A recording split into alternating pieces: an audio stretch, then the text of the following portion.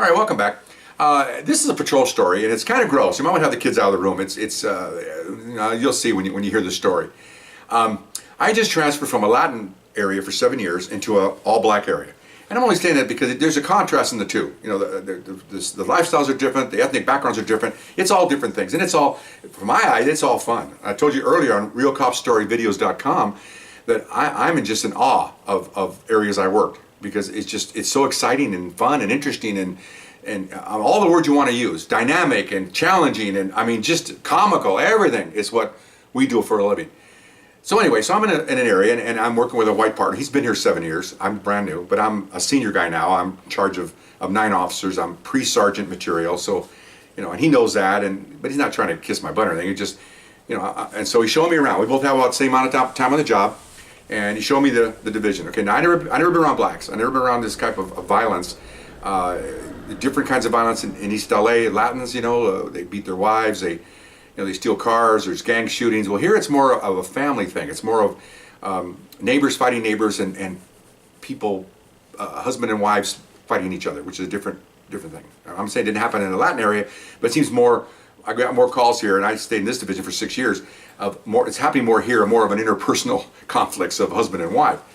Now, based on that, let me tell you what happens. One of the first calls, we wrote some tickets first night. We worked night shifts, so now it's like 3:30, we hit the street. Now it's like 4:30, starting to get dark. Wrote some tickets, handled a barking dog call and something else, I don't remember what it was. And then we get the hot call, okay?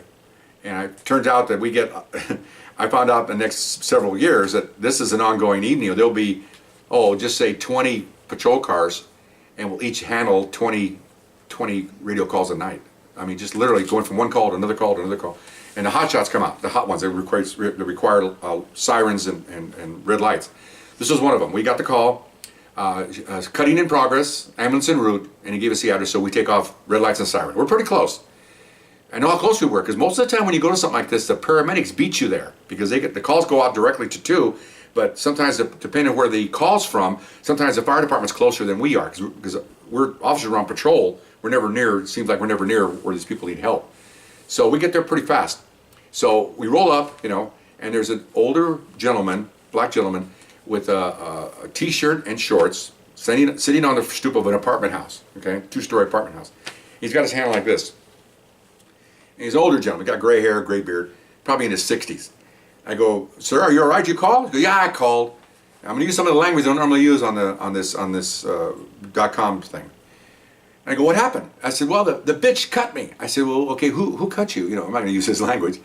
"My wife, man, my wife." He's all, I'm going, okay, calm down. He goes, "Where'd she cut you?" Okay, "Well, right here." And he lets his hand go. Well, what I see is a cut to the bone. Okay, you can see my arm here. I got a vein going right here. Hit it right there. Okay, it's about that long. It's about that deep to the bone. You know, it's like this long. Okay, and as soon as he takes his hand away, it's like whoosh. Whoosh. I go, "Put your hand back on that thing, man." "Oh, okay, I'm sorry. Yeah. "Well, what happened?" "We got in a fight, and a bitch hit me, and and did you hit her?" "Well, yeah, but she deserved it." And I'm going, "Oh my gosh!" And my partner's going, "Okay, you can hear the sirens coming." Okay, it's the paramedics. So he said, "Okay, stay here. Leave your hand on there. Was your wife in there?" "Yeah, go get her." I said, "Well, we're gonna go talk to her. Okay, don't go get her. Okay, we'll decide that." Okay, fine. So we see another black and white pull up, and we look at him, we go like this. So they follow us, and he's still sitting there. Here comes the paramedics. Says, "We're not paramedics, so the reason for us to stand around this guy. Once we got the blood stopped, he's okay until somebody gets here within a matter of a minute." So we go in this, he's the manager, and his wife's the manager of the place. So naturally, first story, first door, 1A, is the door's open, there's blood on the floor all over the place. This is obviously where it came from.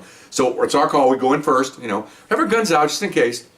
And here's a dining room table, blood all over the table, and she's sitting there. Same old lady, big, she wearing like a muumuu, a big dress on, like this. And she's pissed. I go, "How you doing, ma'am?" I said, "You know that gentleman out there?" "Yeah, that's my old man." "Okay, fine. What happened?" "Well, we got in a fight, blah, blah." I said, "Well, how did the knife come here?" "Well, I cut him." And again, I'm not used to people just being that candid. When I came from, I didn't do it. I don't know what you're talking about. This is like, yeah, I did it. He deserved it. He hit me. Okay, fine. "Well, what did you use?" "Well, I use a meat cleaver." "Okay, where is it?" "Well, it's right there." And she starts to get up. No. We stood between her and the meat cleaver. I said, no. And meanwhile, we're looking around, and there's nobody else in this apartment. It's a living room with a dining room, and then bathroom, and the bedrooms in the back. There's furniture tossed and chairs on the floor, food all over the place. They had a knockdown, drag-out fight in here. Okay, I mean, there was no doubt about it. So I go, okay, fine, you know. So we look at my partner, we go like this, we nod, we get behind her and we put the handcuffs on her because we know she's obviously violent, and he wasn't. He's very calm. She's violent, although they probably were both screaming at the time. So we cuff her, and she's all mad about that.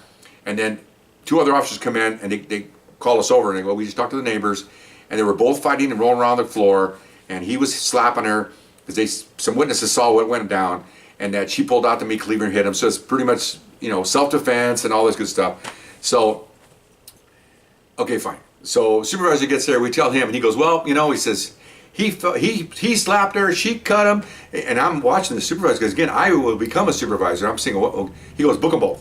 I'm going, oh, okay. so by now we go outside, and they've got his arm wrapped and you know, in a cloth, and they got the tape outside of it temporarily until they take him to the hospital. Well, he ain't going to the hospital; he's going to jail. So another youth's got him handcuffed already, and the paramedics got a little slip. They hand it to the officers, and they're out of there. They're going back to their chili dinner or whatever they do. And so we took the wife, and the other unit took the husband, and the neighbor helped him close the door because they gave the keys to him, you know, and took the meat cleaver, you know, Exhibit A, and off we went. We booked a girl, came back, we did the reports, and you know, we have a speaker in the station while we're doing reports and hear calls going out, you know, all night long. And you know, again, I tell you, I'll be honest with you, I'm in awe of this. I've been on the job 7.5 years now, and whoa. And so I go, hey, does this happen all the time? He goes, all we're doing is babysitting every night. You get 2 or 3 of these a night. What, like this? He goes, yeah, cuttings, stabbings, it's no big deal. He goes, you know what he said? He goes, you know something? He said, you hear that box squawking up there? I go, yeah, that's job security. If that box ever stopped squawking, we wouldn't have anything to do. And I go, interesting way to put it, but he's right. I mean, we're responding to citizens, to you calling. That's our job, to respond. It was just bizarre. I understand before. And obviously, since after that, saw a lot of it because I worked that area for a while. Loved the area. Very full of excitement, a lot of great people. Found out that 95% of the people in the area, these black areas, maybe even 98% of them, are good, hardworking, great people. I used to wave at them, see them, hi them, give kids. The other 2% are a-holes, running around committing the crimes. It's kind of sad. People lock themselves in the house, they're behind bars, and the crooks are running loose. But that's the way it is. But anyway, nice area, and I hope you enjoyed the story. And watch those meat cleavers. We'll see you next time. Bye-bye.